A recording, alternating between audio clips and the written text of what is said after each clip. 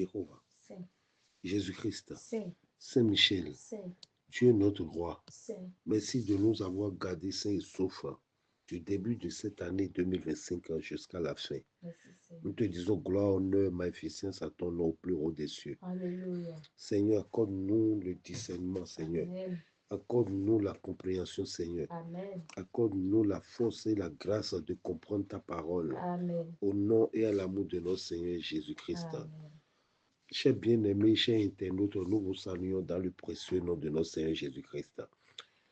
Ce thème marquera la fin de cette année 2025.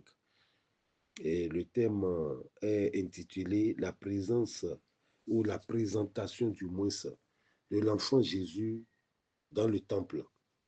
C'est-à-dire, ce thème prendra fin le mercredi et le jeudi jusqu'au dimanche 4.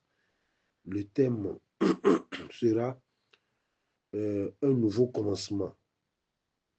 Bon nombre de chrétiens célestes n'ont pas compris comme ça. Il veut commencer ce lundi avec le thème un nouveau commencement. Ok, niet, c'est pas ça. Le thème qui est intitulé la présentation de l'enfant Jésus dans le temple commence du lundi 29 décembre et prendra fin le mercredi 31 décembre. À bon entendeur, salut. La présentation de l'enfant Jésus dans le temple. Notre texte de base sera Luc 2, le verset 21 à 25. Le 8e jour auquel l'enfant devait être circoncis, Oui, étant arrivé, oui. on lui donna le nom de Jésus. On lui donna le nom de Jésus, Non qu'avait qu'avait indiqué l'ange avant qu'il soit conçu dans le sein de sa mère. Et Mhm. quand les jours de leur purification furent accomplis, Oui, selon la loi de Moïse, mhm. Joseph et Marie le le portaient à Jérusalem pour le présenter, pour le présenter au Seigneur. Comment?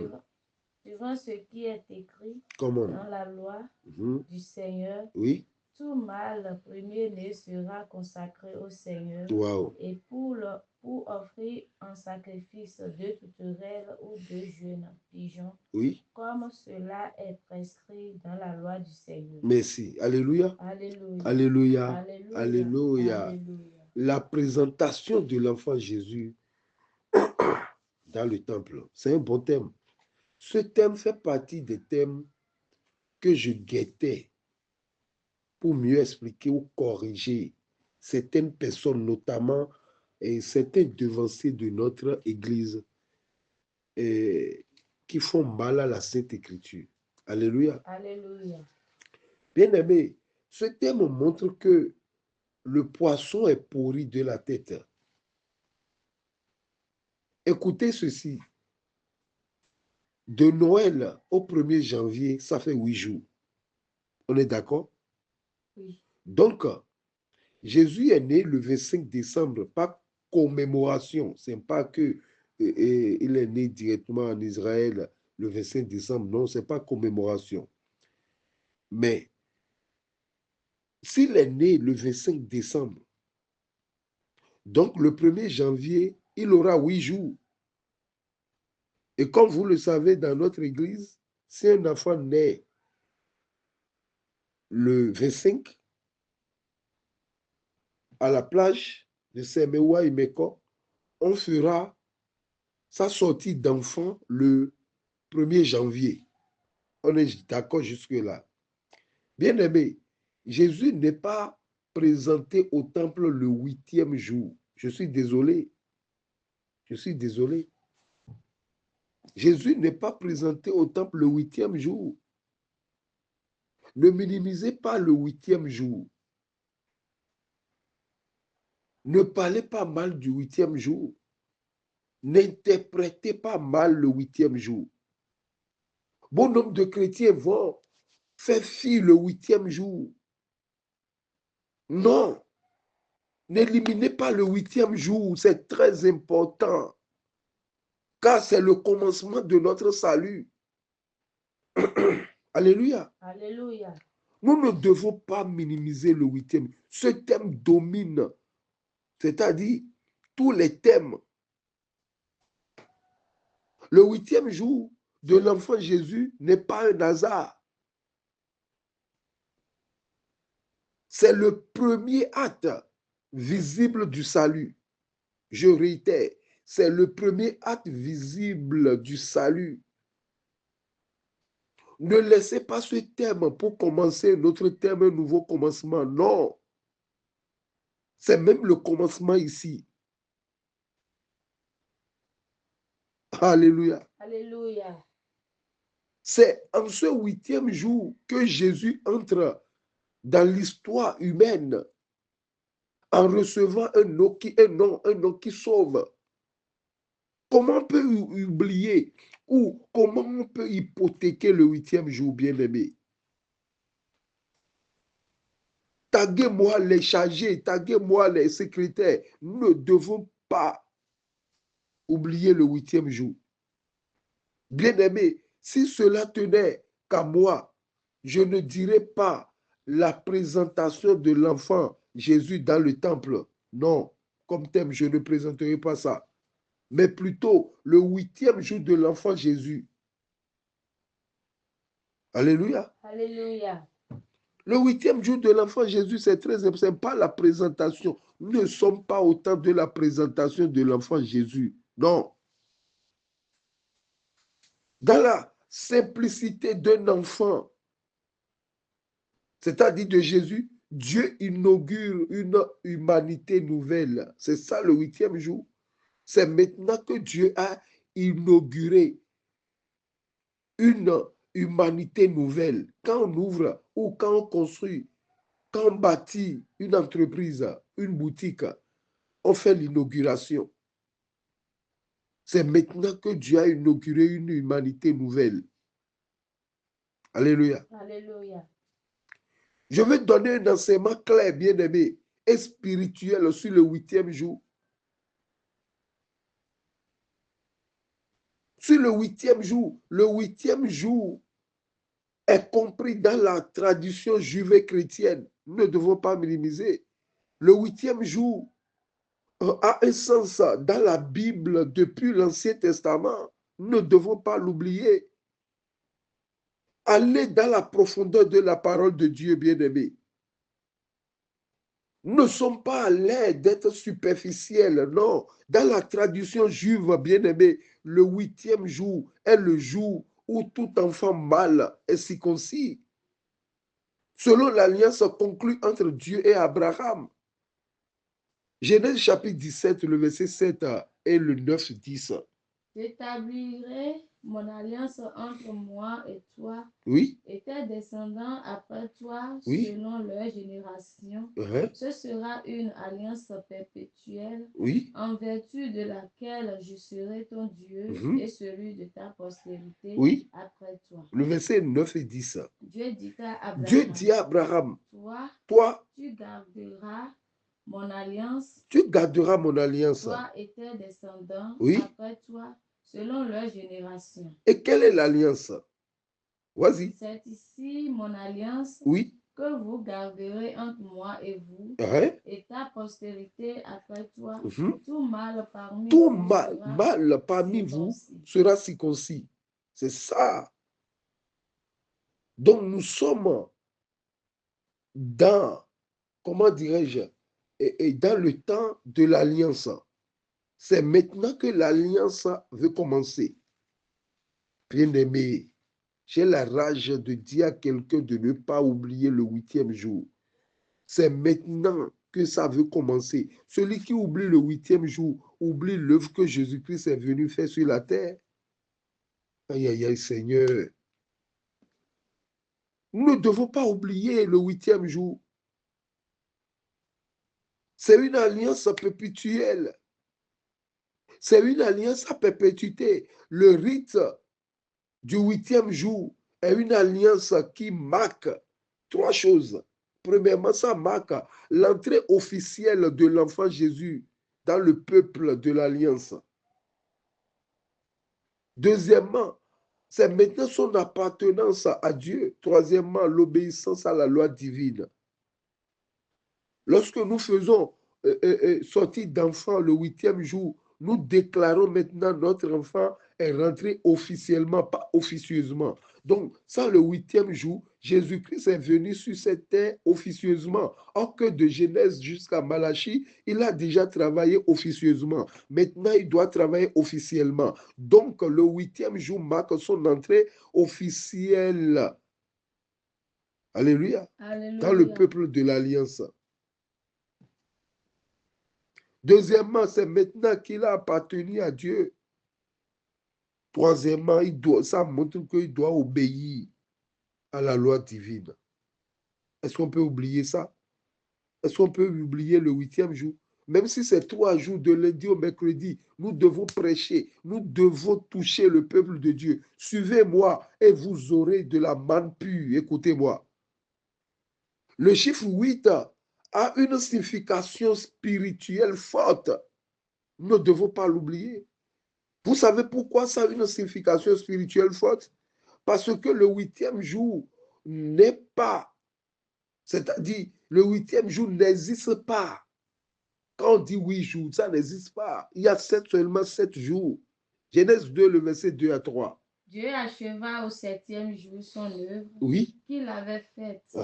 Et il se reposa au 7e jour de toute son œuvre qu'il avait faite. Continue. Dieu bénit le 7e jour. Il le sacrifia parce qu'en ce jour, il se reposa de toute son œuvre qu'il avait créée en la faisant. La Bible n'a pas parlé de 8e jour. Dieu a achevé son œuvre qu'il a faite le 7e jour et tout vient encore le 8e jour. Et Dieu, explique-nous. La Bible ne se contredit pas, non. La Bible a parlé de 7e jour que Dieu a pris pour achever tout. Il s'est reposé le 7e jour. Mais d'où vient encore le 8e jour? Donc, comprenez ceci, bien-aimés. Dieu a créé le 8e jour spécialement pour ses enfants. Dieu a créé le 8e jour spécialement pour une alliance. Le 8e jour symbolise un nouveau commencement. Alléluia. Alléluia. Comme dit le thème de la semaine, c'est-à-dire de cette semaine, non seulement à partir de jeudi, mais d'abord nous devons parler du 8e jour de fond en comble. Nous ne devons pas mélanger, bien-aimés. Nous devons montrer la force du 8e jour. Le 8e jour symbolise une vie nouvelle donnée par Dieu. L'enfant fait 8 jours, l'enfant peut faire 9 mois dans le ventre, 8 mois dans le ventre, 7 mois dans le ventre. Mais Dieu ne compte plus ça, parce que dans le ventre de sa mère, l'enfant vit aux dépens de sa mère. Mais quand le cordon ombilical est coupé, l'enfant est venu maintenant dans un nouveau monde. Maintenant, une nouvelle vie va commencer. La vie que l'enfant avait vécue dans le ventre de sa mère n'existe plus. Parce que, normalement, si ça existait, si quelqu'un a 20 ans, on doit dire qu'il a 20 ans, 9 mois. Ou 20 ans, 6 mois. Ou 20 ans, 7 mois. Mais pourquoi on ne compte plus le mois que l'enfant a vécu dans le ventre de sa mère, on ne compte plus dedans? Parce qu'une nouvelle vie a commencé. Donc, comprenez que le 8e jour symbolise une vie nouvelle donnée par Dieu. Bien-aimé, après la naissance de notre Seigneur Jésus-Christ, il y a 3 événements très importants que vous devez comprendre. Ces 3 événements très importants sont la circoncision. C'est ça qu'on appelle le 8e jour. Luc chapitre 2, le verset 21. Le 8e jour, auquel l'enfant devait être circoncis, étant arrivé, on lui donna le nom de Jésus, oui, nom qu'avait indiqué l'ange avant qu'il soit conçu dans le sein de sa mère. Waouh! C'est ça le 8e jour. Plusieurs personnes mélangent le Luc chapitre 2, le verset 21 et Luc chapitre 2, le verset 22. Non! Non, c'est une erreur. Ne mélangez pas, bien-aimés. Ne mélangez pas. Luc chapitre 2, le verset 21 à part. Luc chapitre 2, le verset 22 à part. Luc chapitre 2, le verset 21, c'est la circoncision, c'est ça le 8e jour. En ce jour, on n'avait pas amené Jésus-Christ à l'église, non. On n'avait pas amené Jésus-Christ dans le temple de Jérusalem, non. Jésus-Christ a été circoncis à la maison. Alléluia. Alléluia. Deuxième événement qui est très important, c'est très important, c'est très important, bien-aimé. C'est très, très important. Deuxième événement, c'est la présentation. Donc, le thème qui dit la présentation de l'enfant Jésus dans le temple, ce n'est pas le premier événement. Non, c'est la deuxième. Ou c'est l'événement, c'est un événement secondaire. La présentation de l'enfant Jésus dans le temple, ça c'est le 41e jour de l'enfant Jésus. Ce n'est pas le 8e jour. Ne mélangez pas. Le 8e jour, c'est la circoncision. La présentation, c'est le 41e jour. C'est ça, Luc chapitre 2, le verset 22. Lis-moi ça. Luc chapitre 2, le verset 22. Et quand les jours de leur purification furent accomplis. Donc, je viens. Le verset, le thème, ça parlait maintenant du jour de leur purification. Or qu'avant le jour de leur purification, il doit y avoir la circoncision d'abord. Je veux que quelqu'un comprenne, c'est-à-dire que Dieu donne la compréhension de ce thème à quelqu'un. Maintenant, le jour de leur purification, c'est le 41e jour. Continue. Selon la loi de Moïse, Joseph et Marie le portèrent à Jérusalem pour le présenter au Seigneur. Wow. Suivant ce qui est écrit dans la loi du Seigneur. Alléluia. Alléluia. Et quand les jours de leur purification furent accomplis, ça c'est après la circoncision. Et quand les jours de leur purification, c'est-à-dire l'enfant même ne coule plus de sang. Et maintenant l'enfant, la mère, Marie, maman Marie maintenant peut rentrer dans le temple. Relis-moi ça encore une fois. Jusqu'à ce que quelqu'un écoute ça, oui. Et quand les jours de leur purification furent accomplis. On devait dire quand les jours de sa purification, ça c'est maman Marie seule. Mais quand les jours de leur purification, qu'est-ce que l'enfant a fait maintenant pour être purifié? Parce que le sang a coulé. Selon la loi de Moïse, c'est très important le 41e jour. Pourquoi je suis en train de creuser? Pourquoi je suis en train d'expliquer mieux? Parce que quand il y a sorti d'enfants sur les parois, ce que les gens racontent, bien aimé, ils blessent l'œuvre de Jésus-Christ. Ils minimisent ce que Jésus-Christ est venu faire. Ça montre que il ne maîtrise pas le début et il veut maîtriser la fin. Alléluia. Alléluia. Joseph et Marie le portaient à Jérusalem. Joseph n'est pas dans l'écoulement. Joseph n'a pas de sang à donner. Il est là seulement à montrer sa paternité.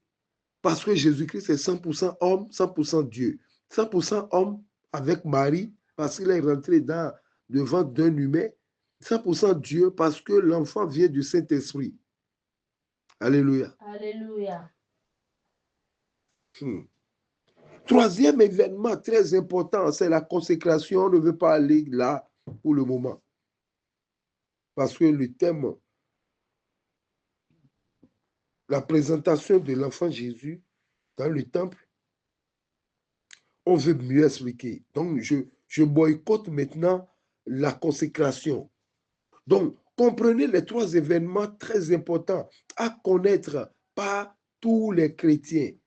La circoncision, la présentation et la consécration.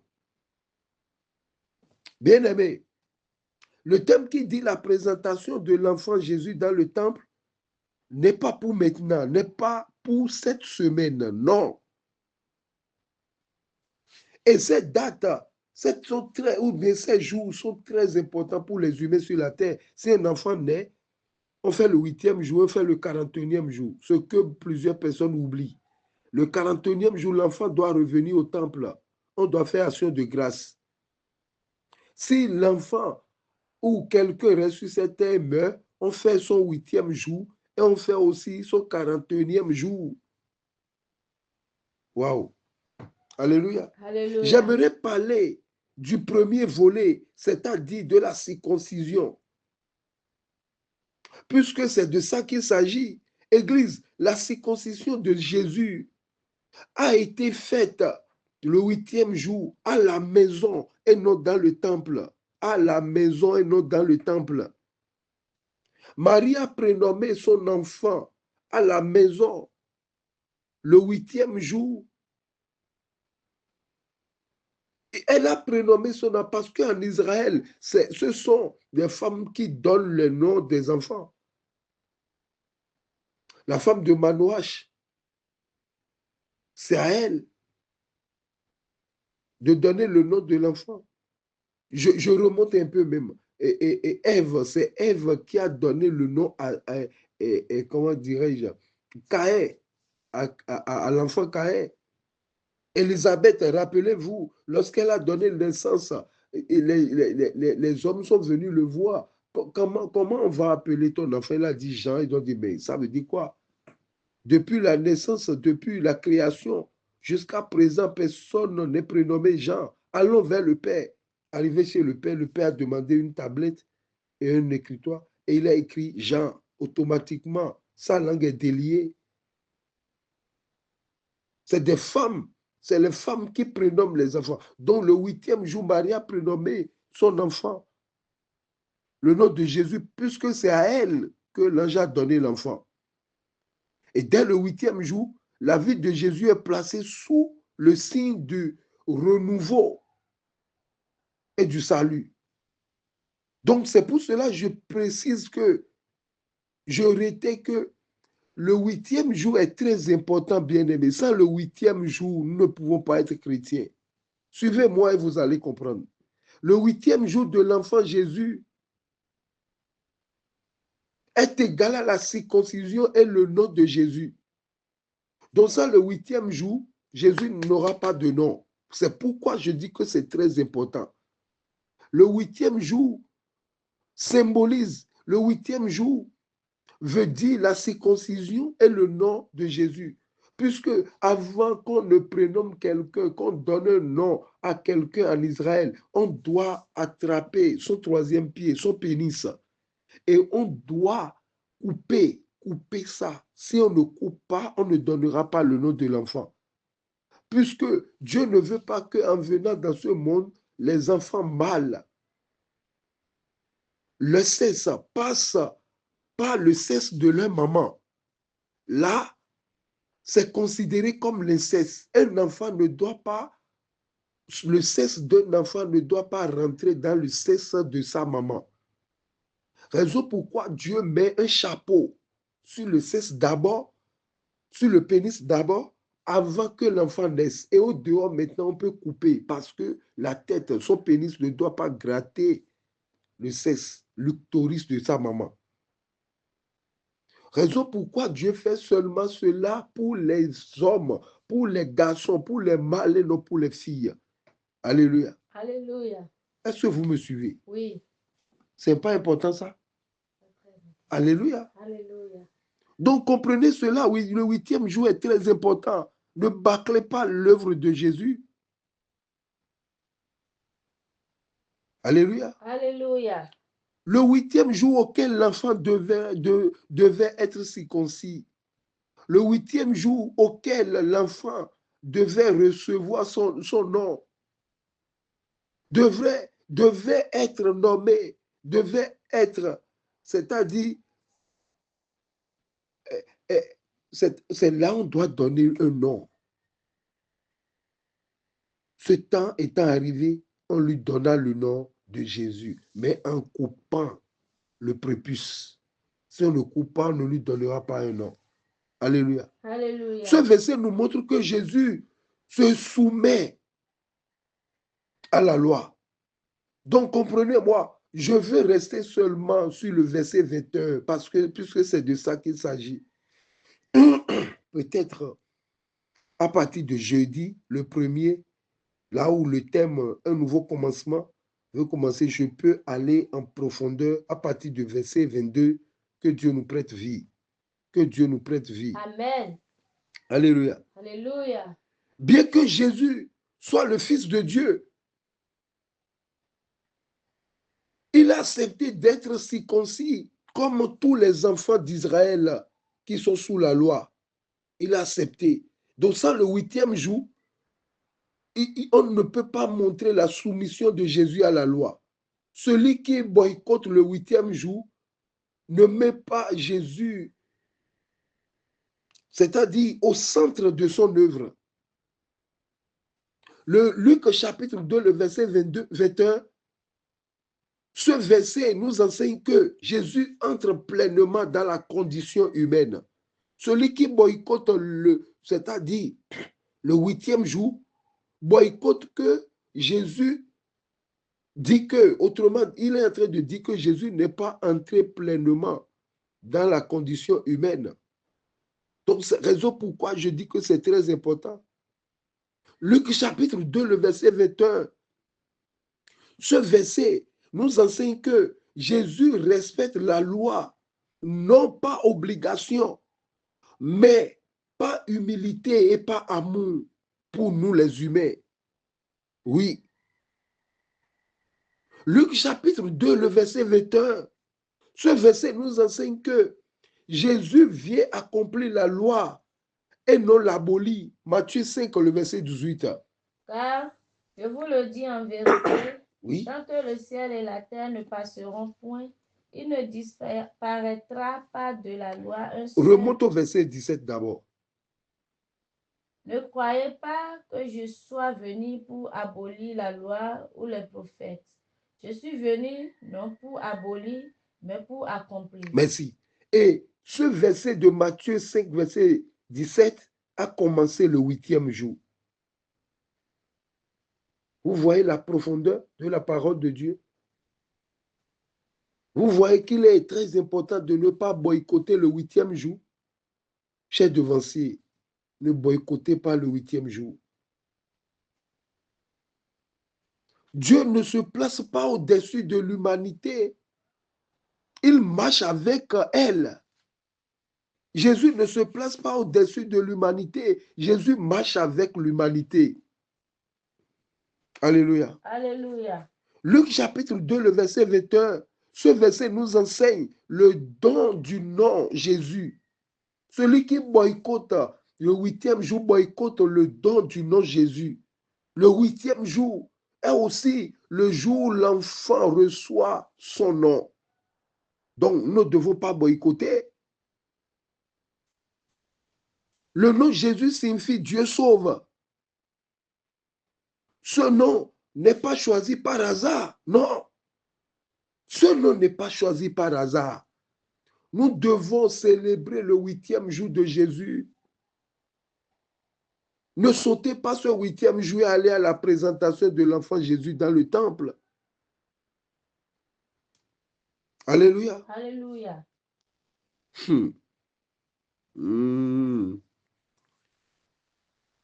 Il a été donné, ce nom a été donné par l'ange Gabriel.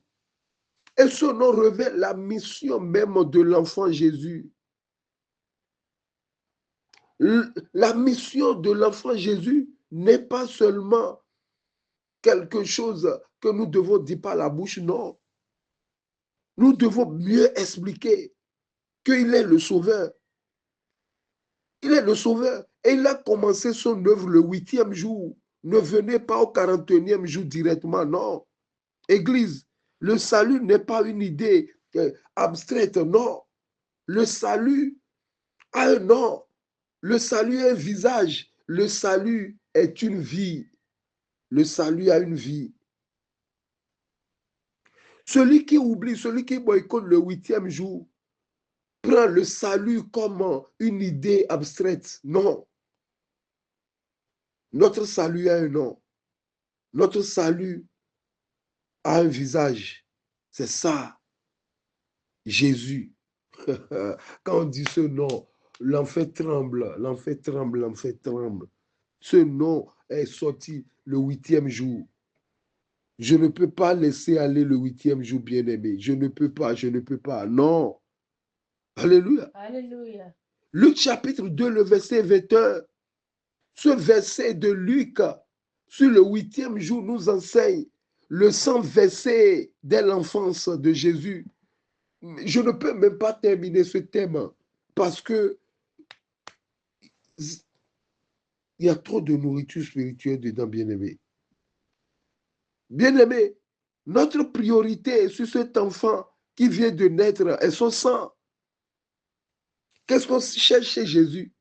Quand je regarde Jésus de Nazareth, j'attends patiemment là où on l'a cloué. J'attends patiemment le jardin de Gethsémani parce qu'il a multiplié les pains, ça ne m'a pas sauvé. Il a marché sur la mer, ça ne m'a pas sauvé. Il a donné vie, ça ne m'a pas sauvé. Mais c'est son sang qui m'a sauvé. Donc je cherche le sang de Jésus. Jésus a parlé avec Zachée, ça ne m'a pas sauvé. Jésus a parlé avec Bartimée, qu'est-ce que ça m'a fait au Bénin? Rien. Mais c'est son sang qui m'a sauvé. C'est son sang. L'église est descendue par son sang. C'est pas son sang qu'on a la vie bien-aimée. On ne doit pas oublier son sang. Moi, je cherche le sang de Jésus dans la Bible. Écoutez. Alléluia. Alléluia. Sans son sang, il n'y en aura pas l'effusion. Sans l'effusion du sang, il n'y en aura pas le salut. Donc, le sang de Jésus a commencé par verser le 8e jour. Qui est d'accord avec moi? Oui. Tu es d'accord avec moi? Oui, je suis d'accord. Bien-aimés, réveillez-vous, ne dormez pas. Réveillez-vous. L'église dort aujourd'hui. On court derrière les onctions, on court derrière les toges, on court derrière les alagas. Ne dormez pas, réveillez-vous. Alléluia. Alléluia. Lors de la circoncision du 8e jour, Jésus verse son sang pour la première fois. Est-ce qu'on peut oublier ça? Est-ce qu'on peut abandonner ça? Est-ce qu'on peut hypothéquer cela? C'est possible. Alléluia. Alléluia. Bien-aimé, ce détail est profondément symbolique. Jésus annonce déjà la croix depuis le 8e jour. C'est un signe pour nous dire que le salut commence dans la petitesse et la douleur. Tu es devenu chrétien, le salut commence par le petitesse. Tout ce qui commence grand est un démon bien-aimé. Le salut ne commence pas par payer des voitures. Le salut ne commence pas par construire des maisons. Non, le salut commence par la douleur. Avant de couper le prépuce de l'enfant, l'enfant va crier. Jésus est en train de dire, les chrétiens, la vie chrétienne commence par la douleur. La vie chrétienne ne commence pas bisous, bisous, bisous. Non. J'aimerais dire à quelqu'un, partage cette prédication. Le 8e jour signifie que le salut commence dans la petitesse. Tu peux venir à Christ et c'est maintenant que tes problèmes ont commencé. Ça ne commence pas le petitesse. Bien-aimé, c'est un signe. Le 8e jour, c'est un signe pour nous dire que l'amour de Dieu n'est pas théorique. Jésus n'est pas venu ici pour plaisanter. Non, ce n'est pas théorique. Waouh, waouh, waouh, waouh, waouh. Le 8e jour, tout a commencé le 8e jour, bien-aimé. Comment je peux oublier le 8e jour? Comment je peux oublier le 8e jour? Écoutez, la présentation de l'enfant Jésus dans le temple. Le thème? Non, non, non, non, non. On doit préciser le 8e jour avant d'aller au 41e jour.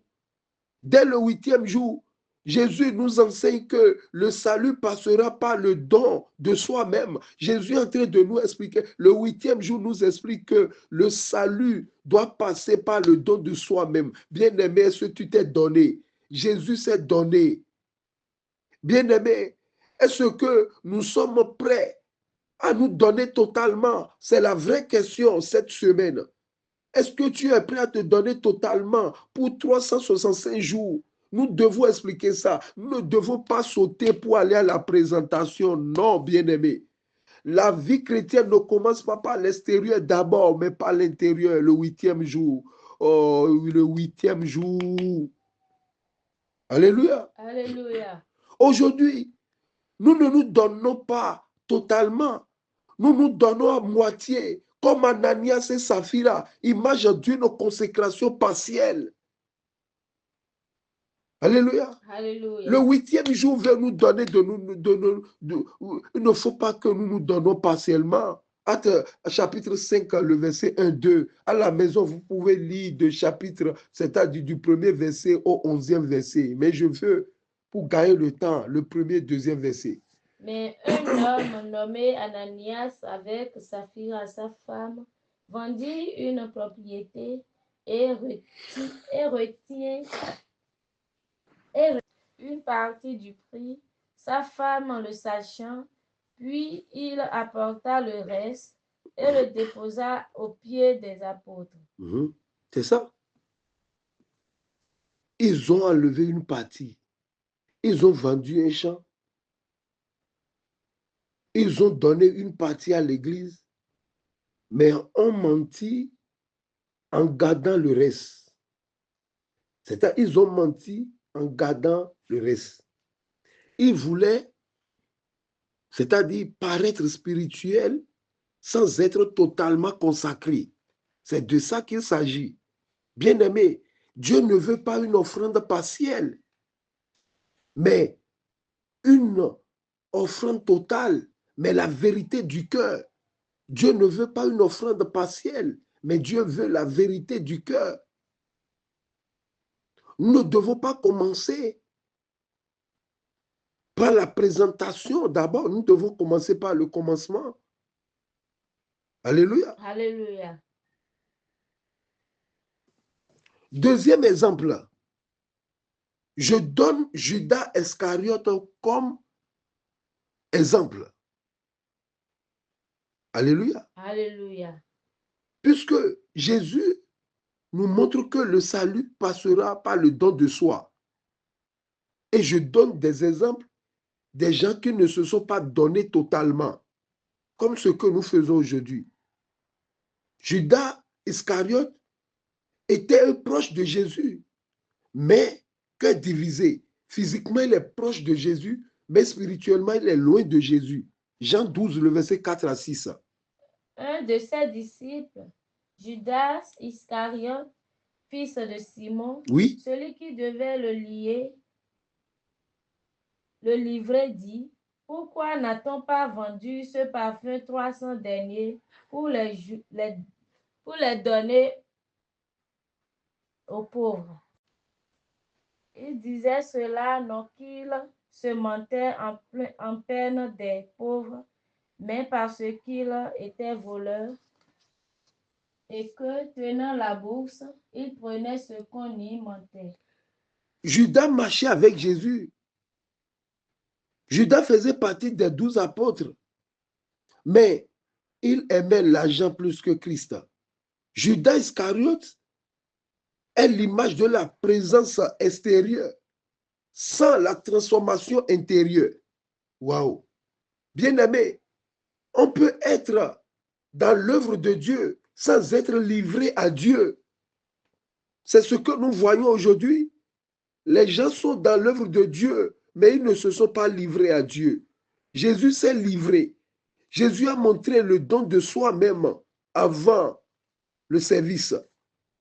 Alléluia. Alléluia. Celui qui attrape un garçon ou un homme par son cesse, le maîtrise. C'est ça.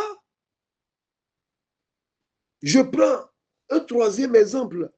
Le roi Saoul, l'obéissance incomplète. Il a obéi en partie. Saoul a épargné ce que Dieu avait condamné. Saoul obéissait quand cela l'arrangeait. Oh Dieu Seigneur, aie pitié de nous, Seigneur. Aie pitié de nous, Seigneur. Bien-aimé, l'obéissance partielle est une désobéissance. Oh Seigneur, aide-nous, Papa. Église, l'obéissance partielle est une désobéissance. Samuel est obligé de dire à Saoul, 1 Samuel 15, le verset 22. Samuel est obligé de dire, l'Éternel trouve-t-il du plaisir dans les holocaustes et les sacrifices comme dans l'obéissance à la voix de l'Éternel? Voici, l'obéissance vaut mieux que les sacrifices. L'observation de sa parole vaut mieux que la graisse des béliers. Oh Seigneur, Dieu Tout-Puissant, aide-nous, Papa. Aide-nous, Seigneur. Donne-nous la peur devant le péché. L'obéissance vaut mieux que les sacrifices. L'obéissance partielle est une désobéissance, autrement dit. Je donne le quatrième et le dernier exemple, bien-aimé, sinon l'un ne peut pas me suffire de donner des exemples dans la Bible. Quatrième exemple, je ne peux pas parler de ces exemples sans parler de Démas. Démas a commencé avec Paul. Démas a commencé, mais il n'a pas fini. C'est la fin qui justifie les moyens. La fin d'une chose vaut mieux que ce commencement. Démas. Démas a commencé. Où sont les Démas de notre temps? Voici une nouvelle année. Où sont les Démas? Tu veux commencer à Imeko. Tu as commencé à Imeko. Tu as commencé à Sémé-Plage. Tu as commencé à genoux devant l'autel de Dieu. Tu as commencé avec Dieu. Est-ce que tu veux terminer avec Dieu cette année ou bien tu veux terminer dans une secte? Tu veux terminer dans des loges? 2 Timothée chapitre 4, le verset 10, c'est très important. Car Démas m'a abandonné, oui, par amour pour le siècle présent, et il est parti pour Thessalonique. Crescent est allé en Galatie, Tite en Dalmatie. Merci. Démas m'a abandonné pour l'amour de ce siècle. Démas servait Dieu avec Paul, mais chemin faisant, il a aimé le monde présent. Où sont les Démas de notre temps? Où sont les enfants qui ont des garçons qui ont des oreilles percées dans le temple? Où sont les garçons qui ont des dreads sur la tête? Où sont des garçons, où sont des devanciers qui ont fait des cheveux sur la tête? Où sont des homosexuels de notre temps? Où sont les lesbiennes qui sont dans l'église? Le diable gagne le terrain et nous sommes là festoyés à danser à l'église avec des jeux de lumière, des masses, image de l'attachement au monde. J'ai cherché l'église, je l'ai vu dans le monde. J'ai cherché le monde, je l'ai vu dans l'église. Bien-aimé, commencer avec Jésus ne suffit pas. Il faut persévérer jusqu'au bout.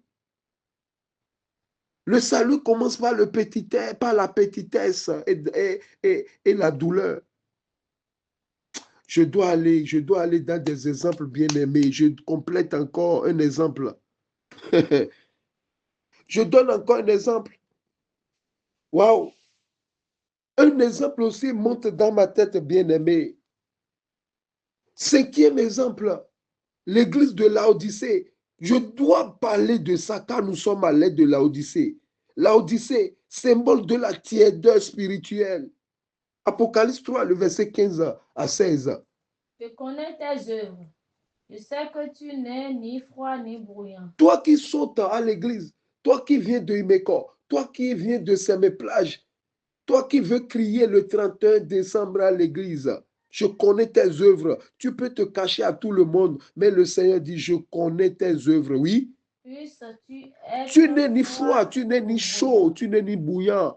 Puisque tu es comme ça, oui. Ainsi, parce que tu es tiède, oui, et que tu n'es ni froid ni bruyant, oui, je te vomirai de ma bouche. Waouh, alléluia. Alléluia. Ou alléluia. Alléluia. Alléluia. Alléluia.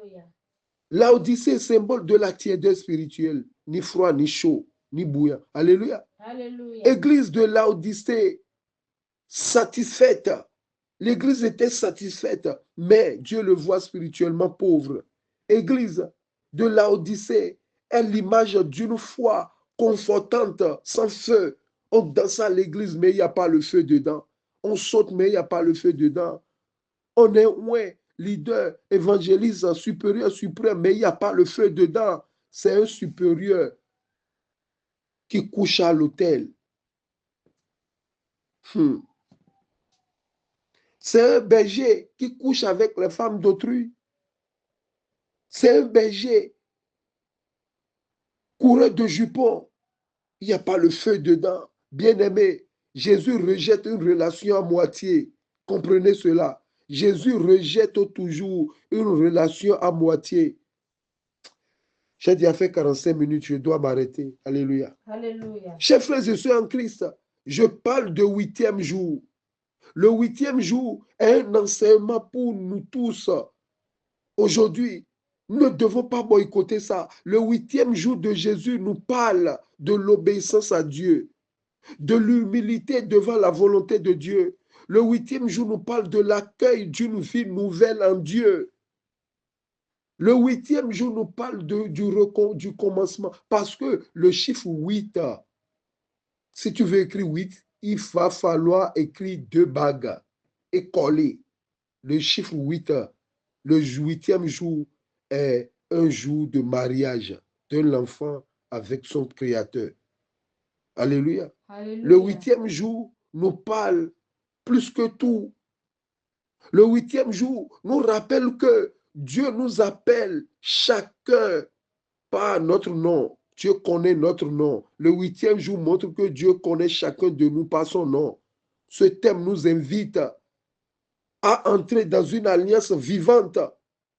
Le 8e jour nous appelle, nous invite à entrer dans une alliance vivante.